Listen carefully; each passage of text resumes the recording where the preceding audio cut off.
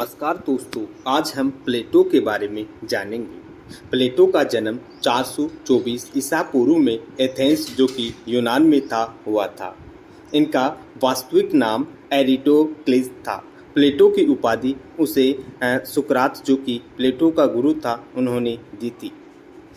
इसे प्राचीन राजनीतिक दर्शन का पिता माना जाता है। प्लेटो की सबसे महत्वपूर्ण रचना द रिपब्लिक है। इसके अतिरिक्त प्लेटो ने द स्टैट्समैन एंड द लॉस नामक ग्रंथ भी लिखे। प्लेटो ने अपनी किताब क्रीटो में सुकरात को दिए गए विष के दौरान वार्तालाप का उल्लेख किया है। प्लेटो के आदर्श राज्य की जनसंख्या 5040 है। प्लेटो की अध्ययन पद्धति दार्शनिक या निगमनात्मक है। प्लेटो ने राजनीति शास्त्र को नैतिकता का एक भाग माना है।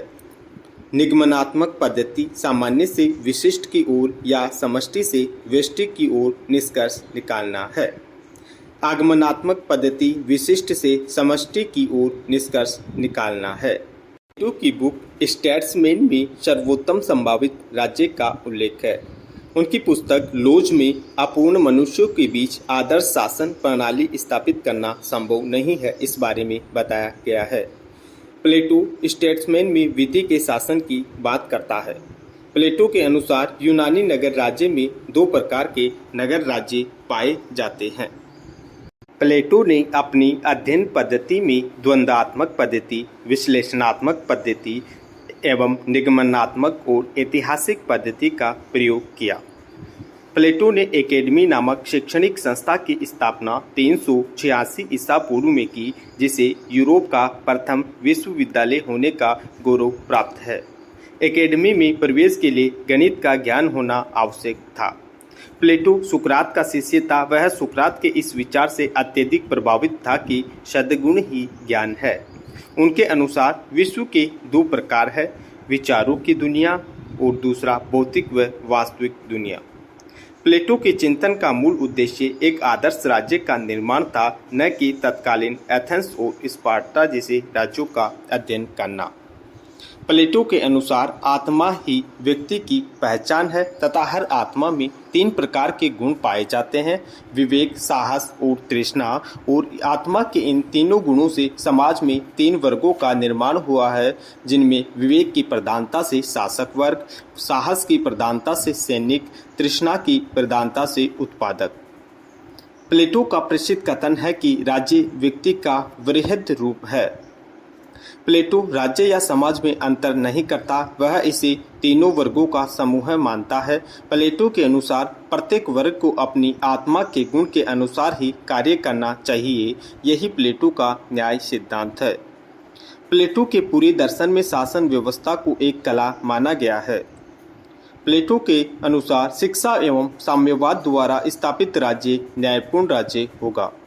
प्लेटो के अनुसार कोई धोबी, मोची या नाई राजा नहीं हो सकता। प्लेटो ने राज्य के संबंध में क्या विचार दिए उनके बारे में जानते हैं। प्लेटो ने द रिपब्लिक में आदर्श राज्य की व्याख्या की। उनके अनुसार राज्य का निर्माण ओक के वृक्ष से नहीं बल्कि व्यक्तियों के चरित्र से होता है।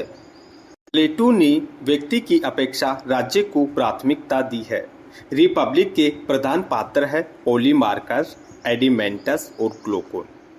राज्य की उत्पत्ति के संबंध में प्लेटो के विचार, राज्य एक प्राकृतिक संस्था है, यह विकास का परिणाम है, यह स्वाभाविक संस्था है।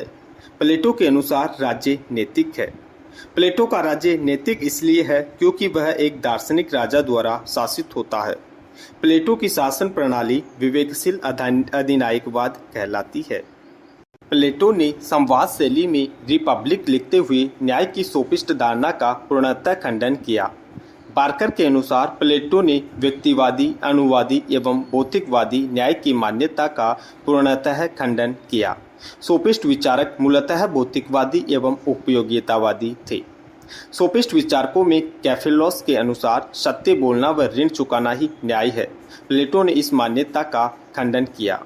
प्लेटो के अनुसार सत्य का पूर्ण ज्ञान परंपराओं व प्रथाओं से प्राप्त नहीं होता है, लेकिन प्रत्येक परिस्थिति में सत्य बोलना न्यायपूर्ण नहीं होता है। पोलेमार्कस के अनुसार शत्रु के साथ शत्रुता एवं मित्र के साथ मित्रता ही न्याय है। प्लेटो के अनुसार न्याय की संकल्पना व्यक्तिवादी चिंतन पर आधारित है। अपने नैतिक दायित्वों का पालन करना ही न्याय है। थ्रेसिमेकस ने न्याय की आमूलवादी धारणा प्रस्तुत करते हुए कहा कि शक्तिशाली व्यक्ति का हित ही न्याय है, अतः शासकों का स्वार्थ एवं भलाई ही न्याय है, जबकि प्लेटो के अनुसार समुच्चय समाज की भलाई ही न्याय है, किसी व्यक्ति विशेष व वर्ग मात्र की भलाई नहीं। प्लेटो के अनुसार शक्तिशाली व्यक्ति की बजाय न्यायपूर्ण व्यक्ति का महत्व ज्यादा है। ग्लूकोन के अनुसार न्याय मनुष्य के परस्पर समझौते का परिणाम है। न्याय बाह्य नहीं बल्कि आंतरिक होता है। यह कृत्रिम रूप में निर्मित नहीं हो सकता है, जबकि यह मानव आत्मा की शर्त है जिसका निर्माण शिक्षा के द्वारा ही संभव है। न्याय के दो पहलू है, पहला व्यक्तिगत स्तर पर, दूसरा सामाजिक स्तर पर। व्यक्तिगत स्तर पर न्याय आत्मा के 3 गुणों में सामंजस्य ही न्याय है, साहस, वासना व विवेक द्वारा निर्देशित होते हैं।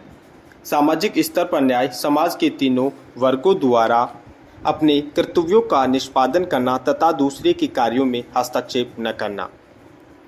प्लेटो के विचार की केंद्रीय रचना द रिपब्लिक है, जिसका उपशीर्षक न्याय से संबंधित है। प्लेटो का न्याय कर्तव्य पर आधारित है, जबकि आधुनिक न्याय की संकल्पना अधिकारों पर आधारित है।